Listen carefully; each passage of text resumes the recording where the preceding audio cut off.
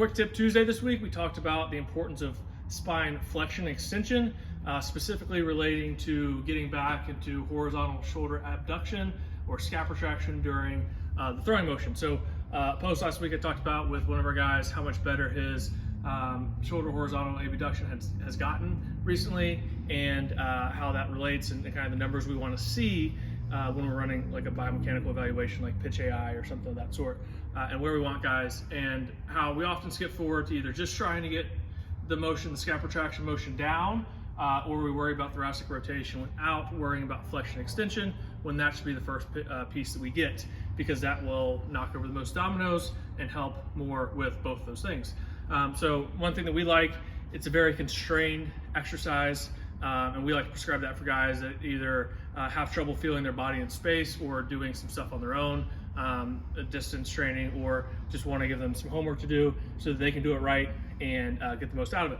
So for this particular one, we're doing basically like a spine car, if you're familiar with FRC, but we're just doing the flexion extension piece and not doing the whole rotation piece. So we're going to get our back against the wall. I want to roll my hips a little bit, so basically my whole spine is against the wall, and I want to hug the ball just like you're hugging anything. And then I'm going to start with my chin with a little bit of a tuck. So from here, it should be my head, as much as my upper back as possible, all the way down to my tailbone on the wall. And then from here, I want to work just on rolling, start with the cervical. So flexion through the cervical, and then as I go down, it should be super slow. I'm keeping tension on the ball, hugging it, and then I'm going vertebrae by vertebrae. So if you look at my back, and I have a little bit of trouble with doing this, but just imagine that every time I crunch down a little bit more, one vertebrae comes off the wall. So we're going down vertebrae by vertebrae. And this is also a good evaluation technique if you are evaluating yourself at home. I have a ton of flexion up to here. And then as from here, I start moving more as a block towards my low back.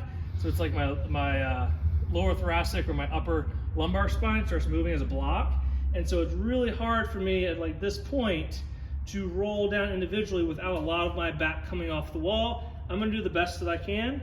And then I'm gonna start moving backwards. This is where we work on the extension piece of putting each vertebrae back on the wall. So in this motion, once I get to this position, I want everything to move together with my body. That's not right. I want to go back the same way I went down, where it's piece by piece. And I can feel it through my thoracic spine a lot right now. Piece by piece going up on the wall. You can hear it like taking my breath away. Hard for me to talk and do this, but that's the motion and the intensity we want with each rep. So that would give you a really good idea about how your body's moving in space. It's super constrained.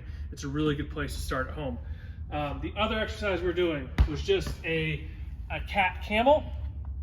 So for that, it's the same idea of wanting to get as much flexion and as much extension as possible, and then be able to segment each vertebrae so you're moving vertebrae by vertebrae. So same thing as we're here. I'm going to start in a neutral spine position, so I should have some bit of an S-curve to my spine here. I'm starting by just rolling my hips under. So that's right there, and then my low back starts rounding, and I'm going to work my way up. I'm going to fast forward a little bit, move a little faster than I should, so I'm all the way tucked, including my chin, so I am getting some cervical flexion here as well.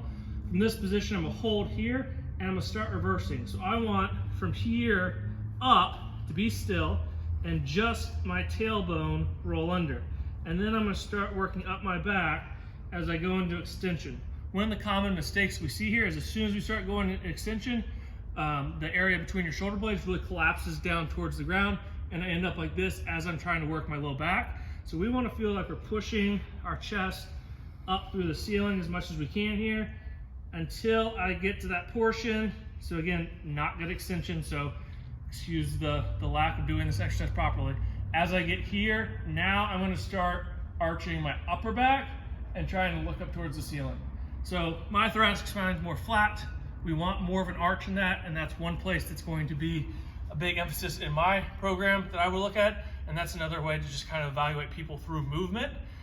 If someone gets there and they are have a ton of thoracic extension here, and then they go try to get into flexion and they're like this, and there still is a little bit of a valley between the shoulder blades, and they're not able to actually get protraction or get any spinal flexion at all, we're going to do the opposite with that person and work more flexion-based exercises to get that motion down. So it's a great way to work on self-constraint with these two exercises where you have some type of idea about how you're moving in space. Doing the cat camels in the mirror is really good, or having someone, or setting up your phone and just videotaping it, and you can give yourself a little bit of idea about where you need to concentrate with your own mobility exercises. And then again, we need to hammer out whether it's flexion or extension. We need that spine to be able to round and arch as well as we can before we really start diving into more of like a specific shoulder horizontal abduction or getting into a lot of rotation. So knock that thing out, knock the spinal flexion extension out first. Then the next piece would be more rotation and specific drills for horizontal abduction.